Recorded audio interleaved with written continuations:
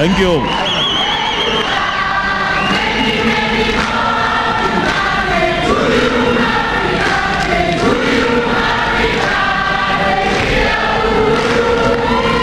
Thank you, thank you. Thank you, ladies and gentlemen. It's now my pleasure to invite the President-elect to say a few words. Once again, Chairman, thank you very much.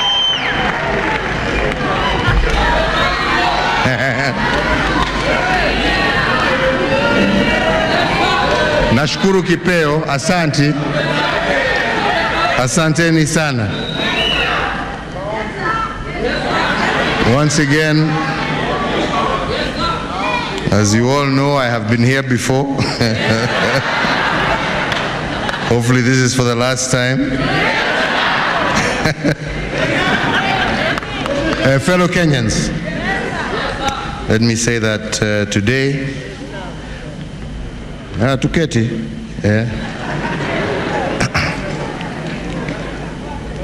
that today,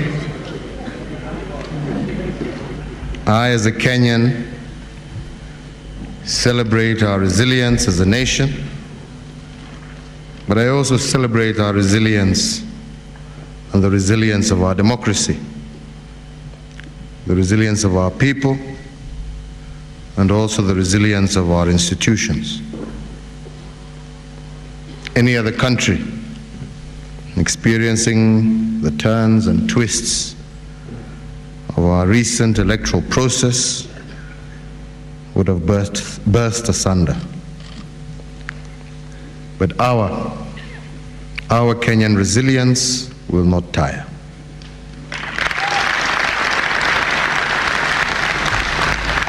It will not give in to obvious provocations and base invitation to the politics of darkness. But for this blessing of reason, long-suffering and passion for country, I take this opportunity to thank God.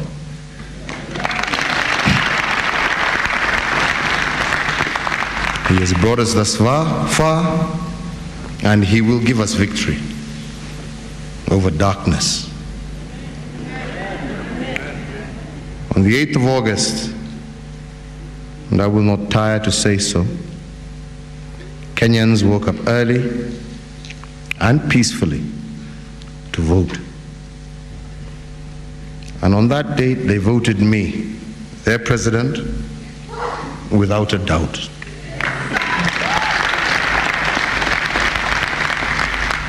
When my victory was put to test at the Supreme Court, this was the verdict.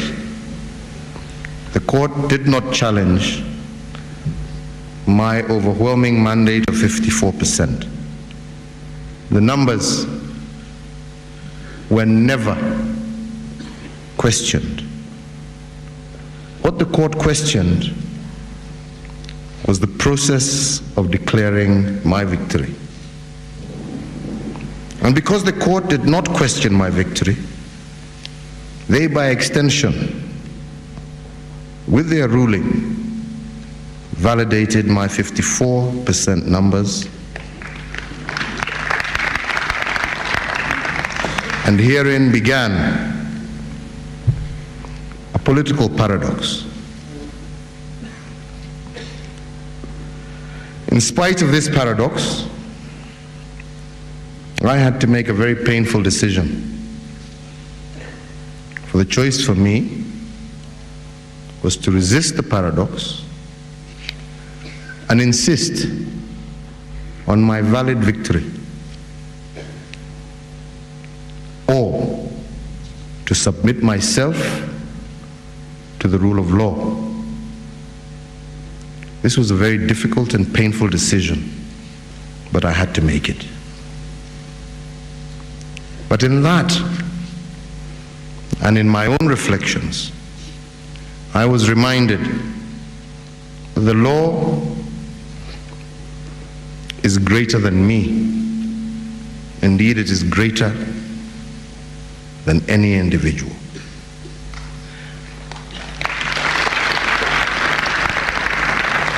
and that the law is a direct expression of the general will of all. And with this painful reasoning, I submitted myself to the general will as expressed through our Constitution. And this is how the October 26th election was made possible. It is an expression, fellow Kenyans, of the general will of all. And this general will included the right to vote, but also the right not to vote.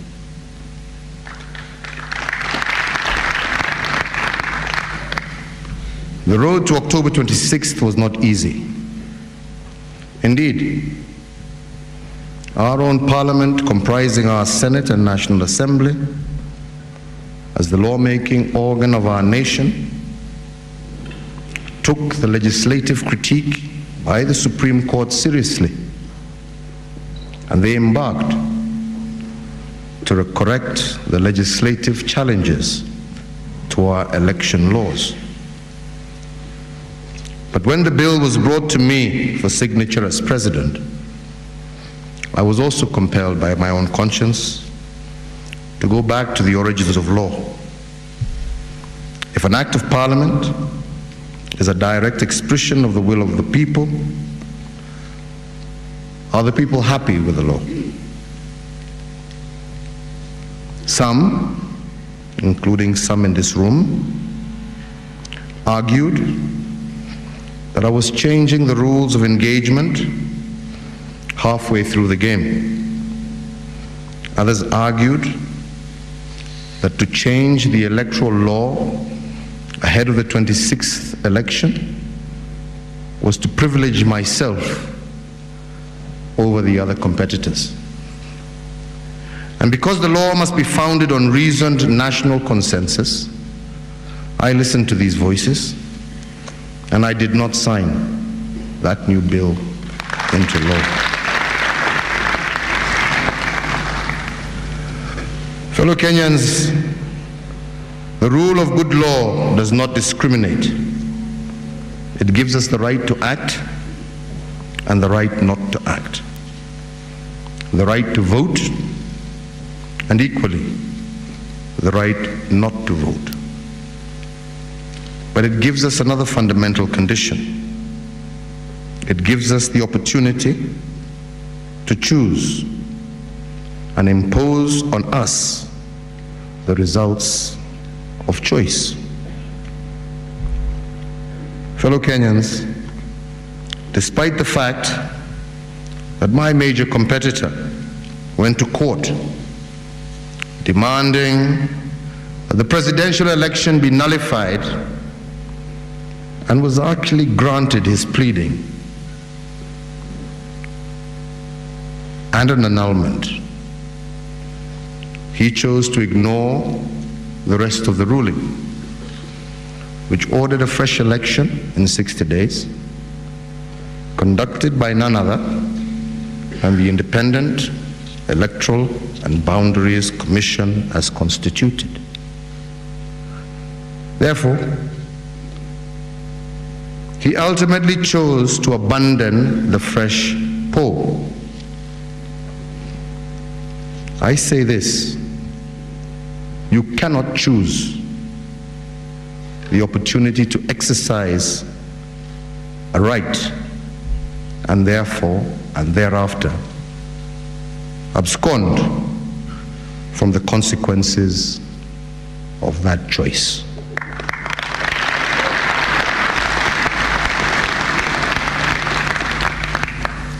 In line with the verdict, I chose to abide by the court ruling. I went back to our people and once again appealed for their vote. And I take this opportunity to thank all those who turned up in these fresh polls.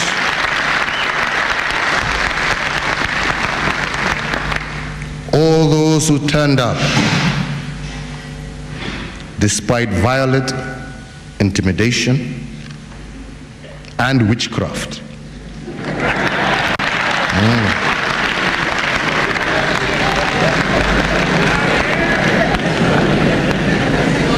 Many Kenyans exercise their democratic rights. The narrative so far, locally and internationally, therefore, that voter turnout was low is inaccurate. It is nothing but a consistent history of political convenience and a tirade of conjecture statistics that some of us have continued to exercise. Fellow Kenyans, herein is the truth. As recorded in our books and shall be recorded in our history. On the 8th of August, 15 million Kenyans came out to vote. Of these, 8.4 million Kenyans voted for me. On October 26th, 90% of those same voters came out once again to support my bid.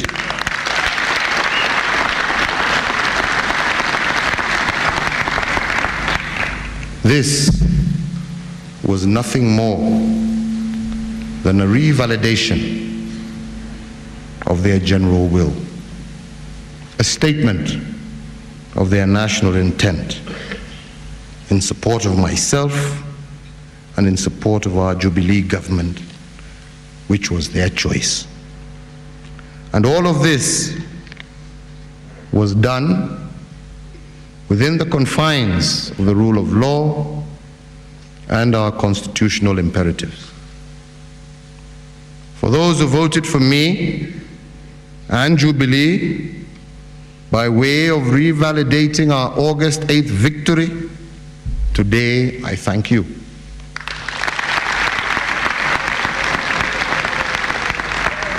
Now we can begin the process of reimagining our nationhood. But as we do so, I must remind you of my commitment to the constitutional path and the rule of law. Put differently, my victory today is just part of a process that is likely to once again be subjected to a constitutional test through our courts. And as I have demonstrated repeatedly, I will submit to this constitutional path no matter its outcomes. Fellow Kenyans, if we are to remain committed to constitutionalism, the rule of law, respect for independent institutions, and respect for human life, our democratic resilience will be assured. And this is my personal commitment to the general will of all. And because I will not be answering any questions, as I've said, this is an ongoing process. The people of Kenya have decided. The IEBC have made their announcement as to the verdict in a free and fair democratic election. There is still another process. So we shall wait for that process and we shall wait for its outcome. So therefore, those who will want to ask me, are you going to engage in dialogue with so and so and so and so? Let them first and foremost exhaust their constitutionally laid out processes. Let them go to court, let them do whatever they want. Nobody shall deny them of their constitutional right. Those issues we shall discuss later. As to my agenda going forward, I will discuss once the processes are over. I am not going to jump the gun. Secondly, as we ponder over the next few days, my first preoccupation, as it has been for the last few days, is with our 1.6 million young people who have spent 4 to 8 years preparing for their secondary and primary school exams. The future of these children should not be disrupted regardless of our political concerns. And my commitment is to ensure that even as we await the final political outcome, that our exams will continue as scheduled and that the future of our children is guaranteed. My last appeal is the appeal I have consistently made to all Kenyans. Your neighbor will remain your neighbor despite the political outcomes. Your neighbor will be your brother, your neighbor will be your sister. Let each and every one of us be our brother's keeper, our sister's keeper. Let us maintain peace. And with that I say, God bless Kenya and God bless our resilience. Asanteni sana wenzangu. Asanteni.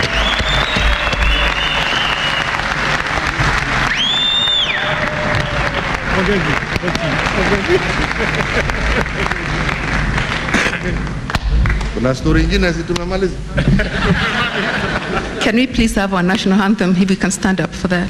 Thank you.